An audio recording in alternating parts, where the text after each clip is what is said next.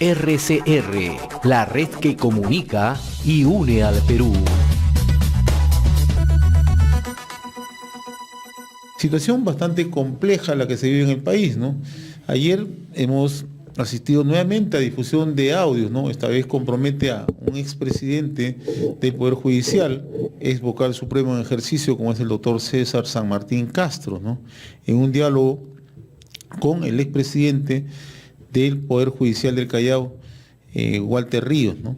Situación que, más allá de los hechos que lo incriminan, ponen en relieve cómo se está manejando en estos momentos la difusión de audios, ¿no? Pero también ponen de manifiesto que hay un marcado sentido de corrupción en todo el sistema judicial en nuestro país, ¿no? Lo que está ocurriendo en el Ministerio Público es una clara muestra, lo que ocurre en el Poder Judicial, acabamos de mencionar en el programa anterior lo que está registrándose en Cajamarca, un hecho muy similar. Están destituyendo también a un juez, y esto por orden directa del presidente de la Corte Superior de Cajamarca, ¿no? La pregunta es, ¿qué está ocurriendo en el país, ¿no? ¿Cómo estamos asistiendo a esta desestabilización en las últimas semanas? Y tenemos una gratísima presencia para analizar este tema, ¿no? Para darle una mirada desde la visión de abogado, de jurista, pero también de analista político, pero una visión también desde el interior del país, ¿no? Nos visita en esta oportunidad el doctor Fausto Salinas, ¿no? Amigo de esta casa, que siempre recurrimos, ¿no? Para que nos ayude a entender en el marco tanto jurídico como el marco del análisis político cómo estamos viviendo estos días en el país. Qué gusto saludarlo. ¿Cómo le va? José, buenos días a todos los radioescuchas. Encantado de estar aquí en RCR. ¿Cómo está percibiendo la situación, ¿no? Una inestabilidad permanente, una difusión constante de audios, administración interesada en algunos casos, ya ahora hay una pugna permanente, no solamente es un medio que tiene los audios, son varios ya medios que tienen estos audios y que están generando naturalmente una situación de zozobra política, ¿no?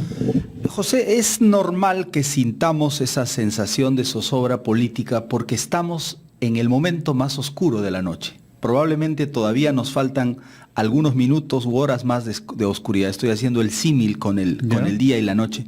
Pero después viene la luz. Así como clarea, también cuando hay una tormenta, luego viene la calma. Creo que lo que vamos a ver es una recomposición del sistema judicial y del sistema de administración de justicia, que se ha hecho posible gracias a que se han puesto en evidencia un primer lote de audios desde la perspectiva del Instituto de Defensa Legal, que ha soltado los que le ha parecido convenientes, y este otro segundo grupo de audios que sueltan lo demás, ¿no? Puede haber cosas que queden todavía, pero con todo esto se está sabiendo muchas cosas. Entonces, esta crisis en la que estamos genera un poco de zozobra, de intranquilidad, pero creo que la población tiene que saber que hay caminos constitucionales para resolver esto. La Constitución marca salidas y tenemos que seguir ese recetario, ese camino. No abandonar la hoja de ruta, no abandonar esto. Entonces, acá tenemos en medio de esta crisis un tema central, la Corte Suprema. Ya cayó el Consejo de la Magistratura que nombra a los jueces. Perfecto, se designará uno nuevo, se legislará, se hará una reforma constitucional. Pero ahora quedan los productos de ese Consejo Nacional de la Magistratura. Ese Consejo Nacional de la Magistratura ha nombrado hace poco 5 magistrados supremos. Ese Consejo de la Magistratura ha nombrado fiscales supremos. Bueno, eso tiene que ser investigado, porque ya sabemos cómo se nombraba. Entonces, no estoy diciendo que esos magistrados necesariamente lo hayan sido así, pero hay que investigar. Otro tema, la situación de los vocales supremos. Y allí, fíjate lo que se ha revelado ayer. Convoca, a través del diario La República, ha hecho público un hecho que es significativo. La relación entre Vicente Walde, presidente de la Sala Constitucional de la Corte Suprema, y el presidente del Jurado Nacional de Elecciones para designar a la esposa de Walde por un sueldo bastante elevado en el jurado. Ambos supremos. ¿Esto qué te muestra? Te muestra el modus operandi de este nivel de nexos y relaciones que existe en la Corte Suprema. Yo te contrato, tú me contratas. Yo soy tu hermanito, tú eres mi hermanito. Entonces, aquí tienes al presidente de la Sala Constitucional permanente. Tienes al presidente de la Sala Civil, el doctor Tábara, que era el que lo contrató cuando estaba en el jurado. El expresidente del Poder Judicial, expresidente de la Sala Civil Transitoria, el doctor Ticona, presidente del jurado, que mantuvo esto. Tienes ya 3 magistrados vinculados en este nexo. Tienes a César San Martín, que evidentemente está abogando por un caso familiar, es algo que normalmente se hace, pero que está mostrando también que mucha gente a la que se le cuestionaba por haber usado ese lenguaje y por haberse comunicado de esa manera, pues no debiera ser tan cuestionada como ha sido. Y que está detenida en este momento. Exacto. Luego tienes a Duberlí. Entonces, y tienes a Inostroza. Tienes la mitad prácticamente de los titulares de la Suprema cuestionados. Es decir, ahí tiene que haber una movida. El problema es que el sistema que se ha dado, donde se ha quitado el Consejo, hace que no haya quien los destituya. Pero la opinión pública tendría que decirles, oiga señores, es momento de que ustedes se pongan al costado. Hay decenas de vocales y jueces superiores al interior de las cortes del país con antigüedad, trayectoria y decencia que pueden perfectamente ocupar estos puestos mientras se recompongan. ¿Cuál podría ser el mecanismo si tenemos un Consejo Nacional de la Magistratura que no existe en estos momentos? ¿Cuál puede ser la salida? Bueno, es que hay que buscar una salida transitoria, porque el maximalismo genera estas dificultades. Y el desconocimiento. Es decir, estas decisiones se han tomado desde el punto de vista político y electorero. Es decir, descabezar el Consejo no era la salida. En todo caso, el Congreso tendría que tomar, yo planteo, por ejemplo, la iniciativa de que se designe un Consejo transitorio, designado por el propio Congreso, que establezca y que pueda asumir funciones. Hay cantidad de propuestas de la Oficina de Control de la Magistratura para destitución de magistrados que no se van a poder ejecutar, porque no hay quien las haga. Y si va a tardar la reforma 6 meses, 8 meses o 10 meses, ¿qué va a pasar en ese tiempo?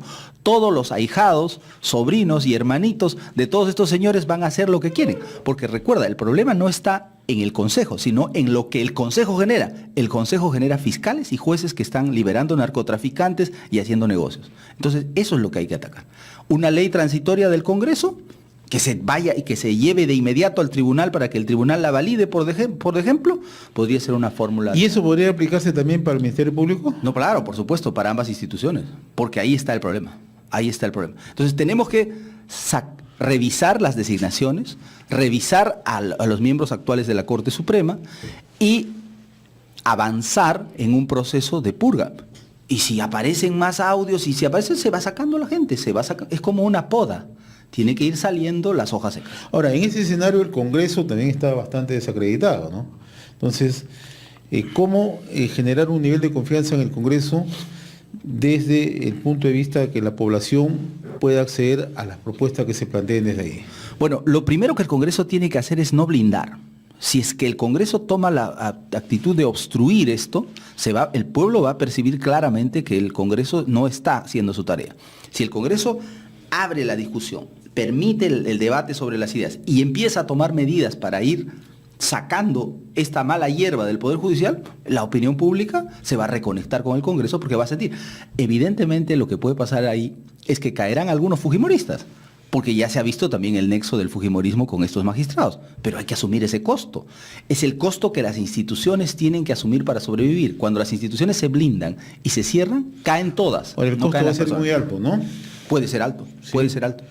Claro, pero un costo donde tiene que primar la sensatez en algún momento, ¿no? Donde la clase política, la clase que está dentro también de la judicatura, tiene que asumir ello, ¿no?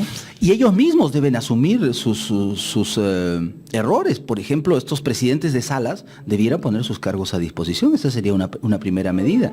El caso de la Sala Civil Transitoria, también el doctor Romero, ¿no? Es decir, también mencionado en varios hechos, y lo mínimo que debes hacer es, para recuperar confianza, pones tu cargo a disposición y dices, ok, que me investiguen.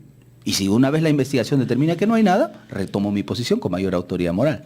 Ahora, el Congreso sí tiene que tomar un rol activo. Y si el Congreso blinda, cada vez está socavando más la institucionalidad parlamentaria y sin duda las posibilidades políticas del fujimorismo. Porque el fujimorismo tiene acá una oportunidad importante de mostrar, oye, no somos tan corruptos como nos miran, no somos tan malos como nos perciben. Mira, hemos hecho esto, hemos sacado, inclusive han caído 4 de los Y tiene que desprenderse del espíritu de cuerpo, ¿no? Por supuesto, porque Eso eso es es lo que más fundamental, daño, eso es lo que más daño le está haciendo. Ya. Ahora, estamos a puerta de una elección en la Corte Suprema de Justicia para elegir al presidente del Poder Judicial. Sí, en diciembre, ¿no? Se elige. En diciembre, el 5 de diciembre, ¿no? Entonces, la gran pregunta es, en medio de toda esta situación de crisis, asume el doctor Víctor Prado Saldarriaga, ¿no?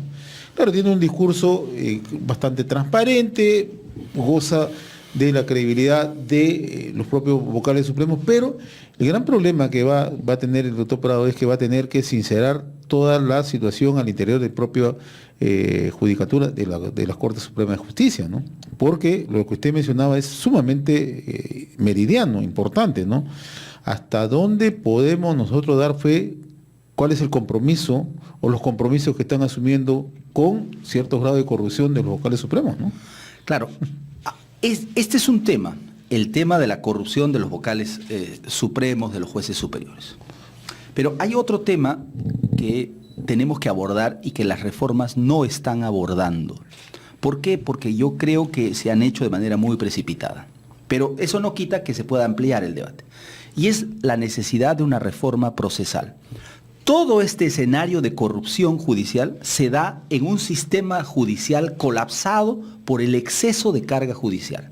Entonces, cuando hay un exceso de carga judicial y tienes una sala, voy a poner ejemplos concretos y precisos, una sala como la Sala Constitucional y Social, que tiene decisiones que han sido revisadas en audiencia pública hace más de 1 año y medio y que no sale la resolución, es producto de que hay una asfixia de carga. Entonces, esa carga procesal a nivel de las salas constitucionales y sociales tiene que ser reducida. Y hay varios caminos que se tienen que emprender. Uno de ellos es reducir los alcances del recurso de casación para que la Corte Suprema solo vea los asuntos trascendentales y no vea cantidad masiva de casos, sino selectiva de casos. Primera medida. Segunda medida, hay que sacar casos de la actividad jurisdiccional. Lo que ha planteado el presidente dentro de la ONP es un ejemplo, pero podrían haber muchos otros más que se trasladan a instancias administrativas bajo ciertos criterios para que se discutan allí y no se discutan en la vía judicial. Y otra tercera medida muy importante es que hay casos que son casi de cliché, un desalojo, un juicio de cobro de una letra de cambio, de un cheque, de un pagaré de una entidad bancaria, se inician en el juez de primera instancia por el monto, van a la Corte Superior y luego llegan hasta la Corte Suprema. Entonces inflan la actividad de la Corte Suprema. El caso de alimentos también, ¿no? Bueno, otro caso es el caso de alimentos. Entonces, ¿qué hay que hacer? Fortalecer la justicia de paz para que inicien en justicia de paz y terminen en los juzgados de primera instancia. Entonces puedes ampliar el número de jueces de primera instancia, generarles pools, presupuesto, equipo para que trabajen, pero esa litigiosidad termina ahí. Y la litigiosidad compleja, esa de alta envergadura, que requiere conocimiento jurídico, discusión jurídica que va a generar precedentes, esa llega a las Cortes Superiores y llega a la Suprema. Sin una reforma de este tipo, vamos a tener una Corte Suprema que tiene decenas de miles de expedientes que resolver. Es inhumano. No hay forma de que un magistrado supremo pueda resolver 20 casos al día. 15 casos. Entonces, ¿qué pasa? Lo resuelven los auxiliares, lo resuelve lo que se llama la Corte Junior.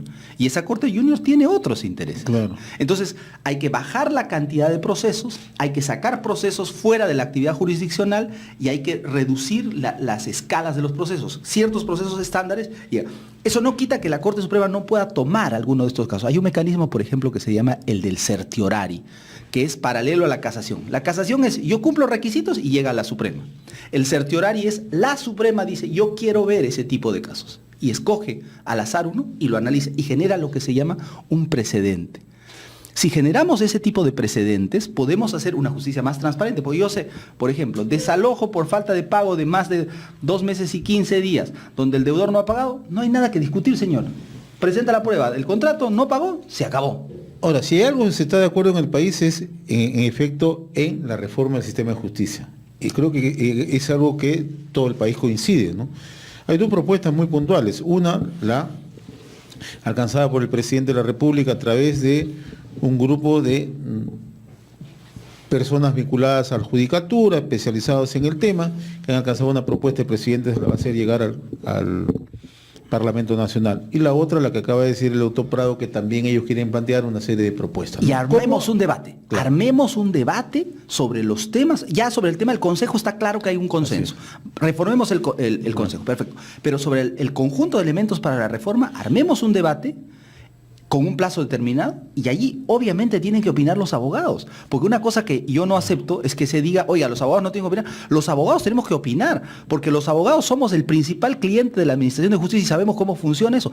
Allá los abogados corruptos que van y ofrecen prebendas, pero los abogados que, claro, como yo, vamos con argumentos y razones, sí queremos tener el derecho de decir, oiga, señor, eso que está planteando está bien o eso que está planteando está mal. ¿Por qué? Porque la experiencia, tenemos un costal de años detrás de experiencia litigando y sabemos que hay cosas que funcionan y hay cosas que no funcionan. Estas ideas que le traigo ahora son producto de eso. Ahora, podemos darle una salida en el mediano plazo, porque plantearlo en el corto plazo es muy difícil, pero en el mediano plazo podemos encontrar una salida porque la situación es bastante compleja en el Poder Judicial, ¿no? Claro, lo que podemos hacer es un primer paquete de reformas que nos cambien el liderazgo de las instituciones, o sea, que permitan ya recomponer la Suprema, recomponer las fiscalías, los procesos de designación, y luego pasar al siguiente momento, que es un poquito más largo, de la reforma procesal que se necesita para agilizar esto y para que esto camine. Pero hay que hacerlo, y eso se puede hacer al interior del Congreso, al interior de la academia, al interior de las universidades, y los medios de comunicación, José, tienen un rol importante, porque deben reclamar un debate de este tipo para que la reforma no sea un fracaso y no desilusione en 3, 4, 5 años más a la población.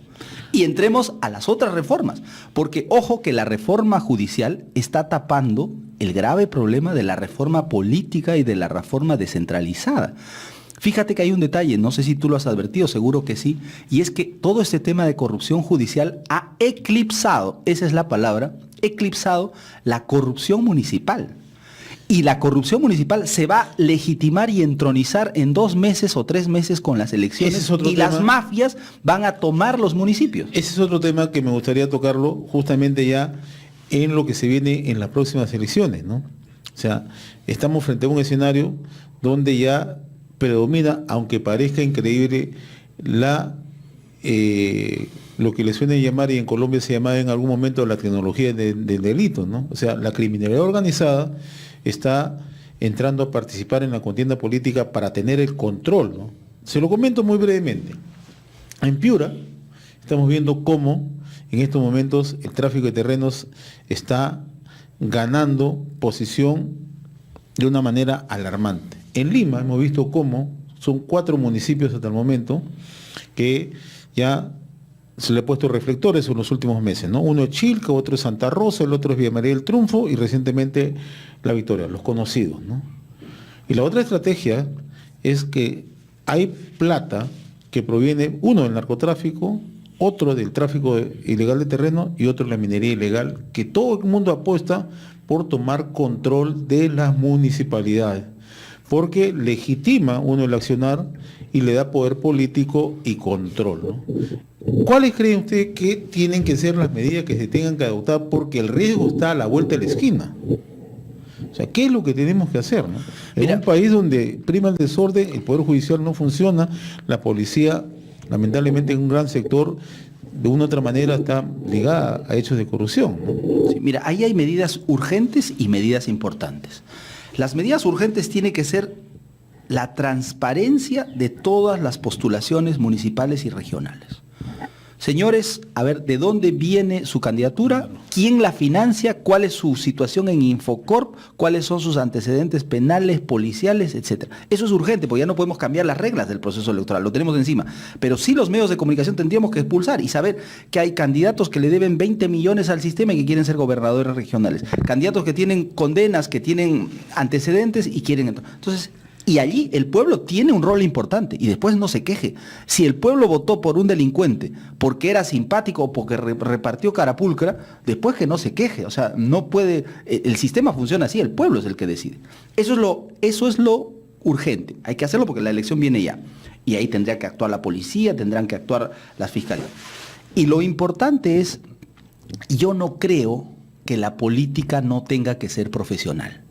Discrepo con la medida del presidente de someter a consulta el tema de la reelección parlamentaria. ¿Por qué? Porque cuando nosotros no profesionalizamos la política, lo que hacemos es que la política sea un acto de participación de improvisados o de representantes que buscan alguna suerte. Entonces, yo lanzo mi anzuelo y si me liga soy congresista. Y no respondo por nada. En 5 años tengo patente corso, luego me voy. Creo que debemos profesionalizar la política y fortalecer los partidos. Y a los partidos exigirle, oiga señor, si usted lleva en su lista 2 o 3 corruptos, los suspendemos en su postulación por 2 periodos. ¿Qué le parece? Una medida de ese tipo. Entonces, el APRA, Acción Popular, el PPC, Fuerza Popular, Frente Amplio, lo que sea, dirá, oye, mira, compadre, este tiene mancha, no lo metas porque nos suspenden. Y entonces, como es una marca, imagínense una marca, una empresa que va a un producto defectuoso. Indecopi lo sanciona, ¿no es cierto? Y el consumidor lo sanciona. Pero en la política no pasa eso, porque al día siguiente crean su nueva marca. Avanza Perú, ahora luego se vuelve Perú Avanza. Luego Vamos Perú, se convierte Perú Vamos. ¿Qué importa? Si tenemos marcas políticas, profesionalizamos la política, ellos van a asumir la consecuencia de eso. Entonces, si deciden dedicarse a la política, se dedicarán a la política, mostrarán credenciales y cuando no anden bien, electoralmente quedan sancionados. ¿Usted cree que llevarían corruptos? ¿Usted cree que permitirían que se filtren narcotraficantes, traficantes, como usted menciona en sus partidos? No, los separarían. Los separarían porque habría una consecuencia para todos.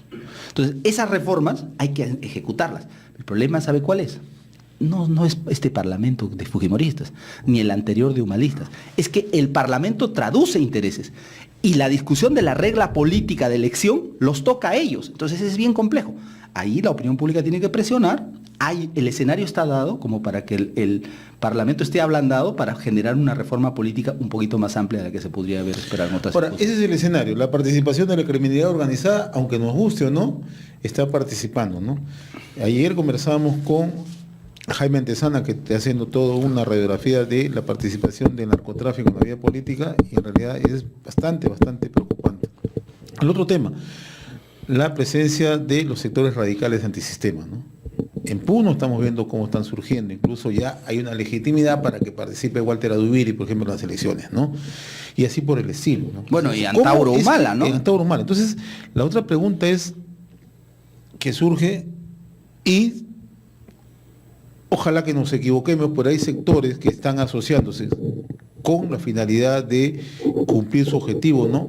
La toma del control político local se están sumando denominados Frente de Defensa, se están dando sectores ligados a minería informal, sectores financiados por el narcotráfico, todos confluyen, ¿no? El objetivo es tomar el poder local, que es lo peligroso. Bueno, es que la lucha por el poder es tan antigua como la humanidad. Así es. Pero la lucha por el poder desde las barricadas, desde la revolución, desde el senderismo, desde el terrorismo, era la agenda de los 70 y de los 80. Y es decir, se tomaba las calles con bombas y con terrorismo. Claro. Hoy día la agenda es otra. La agenda es la infiltración de las instituciones del sistema en las cuales no se cree, pero que se utiliza. Perdón, el señor Duberlí Rodríguez ha sido presidente del Poder Judicial, proclamado marxista-leninista y que cree que el sistema legal es una superestructura para la dominación. Él planteó la amnistía contra los senderistas. Entonces, la toma, hablemos del señor Velázquez, presidente del Consejo de la Magistratura, hablemos del señor Inostroza, es decir, el marxismo más puro está infiltrado en las más altas instancias de la administración y de la institucionalidad política, en la Corte Suprema, está en todas las instancias. Entonces, no tenemos que ser tontos.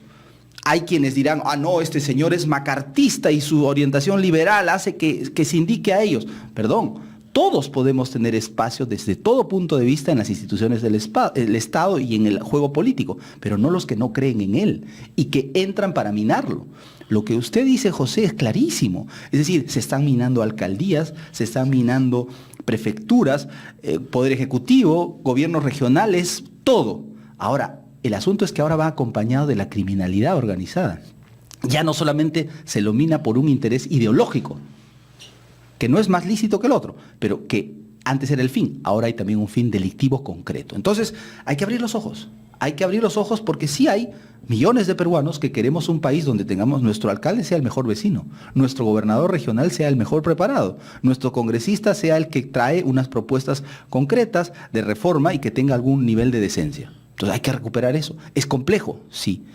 Es muy complejo porque tiene que ver con el nivel de corrupción que afecta a toda la sociedad. Toda la sociedad está comprometida en eso. Ahora, finalmente, ¿cómo nos afecta en el tema de las inversiones, en generar confianza país? Estamos deteriorados. Sin duda ya tuvimos el problema de que el señor Humala apagó los motores de la economía, luego el señor Kuczynski no se puso de acuerdo con el Congreso y la crisis política se mantuvo por 2 años.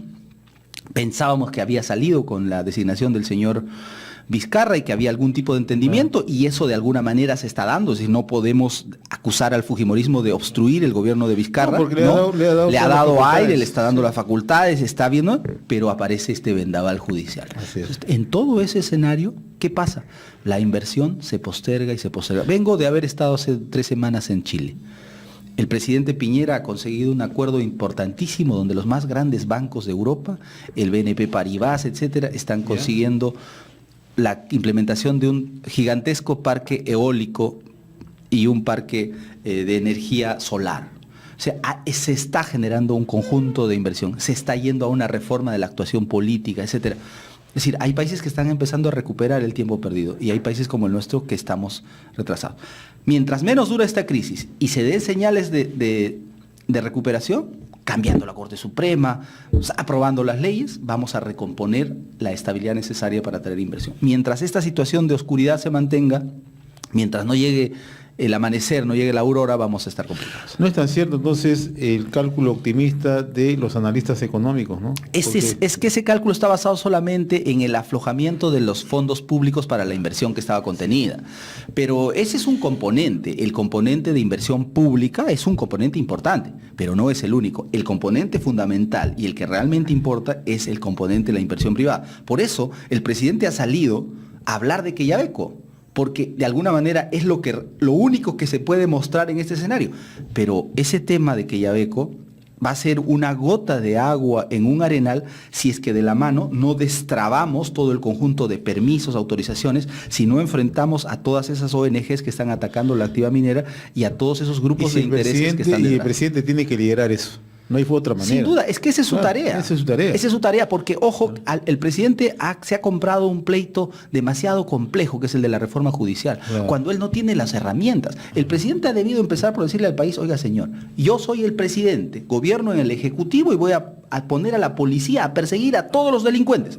Pero quien da las leyes es el Congreso. Así que miren al señor Salaverry y exíjanle a él que saque las leyes. Él se ha comprado el pleito porque alguien le ha dicho, tú tienes que aparecer, eso te va a levantar votos. Pero esa no es su chamba, disculpen la expresión. No, además el presidente no tiene facultad. No estaba en condiciones de y no tiene bancada. Así es. No Ese es el gran bancada. problema, ¿no? No tiene bancada. Entonces, claro, él ha dado una buena señal, ha hecho una maniobra política interesante de apelar al poder constituyente, o sea, para poner en jaque al Congreso, le ha dicho, oye, momentito, mira, si tú no apruebas lo que te estoy pidiendo, me voy al pueblo. Y es que no es el fujimorismo en los 90, pues, porque las condiciones eran otras, ¿no? A pesar que cuestionable, ¿no? Pero en realidad lo que está haciendo en este momento es, digamos, una maniobra bastante delicada para el país, ¿no? Es audaz, por eso tiene que haber una salida pronta. O sea, o se dan las reformas en el Congreso con mayorías calificadas, vamos a referéndum, no vamos, pero resolvámoslo de aquí a fin de año. Y arrancamos el próximo año con un Consejo de la Magistratura designado, con una Corte Suprema remozada. Entonces el país también va a sentir, oye, sí, mira, ¿ves? Cayeron, se acabó, listo. Que después van a haber corruptos, por supuesto. La corrupción es la alteración de la naturaleza, lo dijo Aristóteles hace miles de años. Entonces, eso siempre se va a generar. Las manzanas se corrompen, los plátanos se corrompen, los jueces se corrompen. Lo que hay que hacer es sacarlos.